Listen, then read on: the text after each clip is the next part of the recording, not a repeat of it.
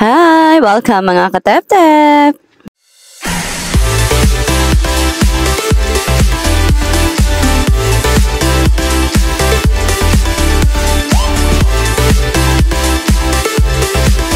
After work nga po pala, naisipan muna namin na kumain sa Chowking at ayan nga po. Actually, hindi po ako palaging sumasama sa kanila kapag kumakain sila sa labas kasi ako gusto ko na talagang umuwi agad. Kasi minsan, meron pa akong ibang gagawin or meron pa akong bibilhin.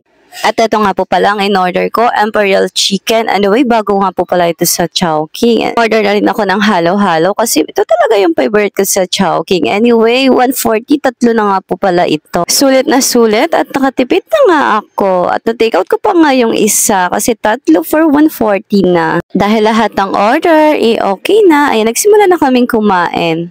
Habang kumakain, kwentuhan tayo muna kami.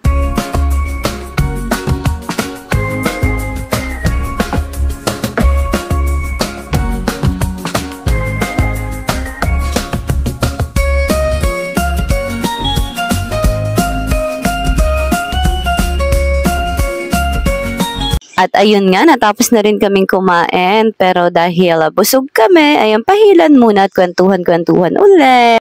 At eto nga po, pauwi na kami kasi gabi na. Naisipan din talaga namin kumain kasi nga, ang sobrang init sa labas. Hanggang dito na nga lang po pala ang video. Thanks for watching!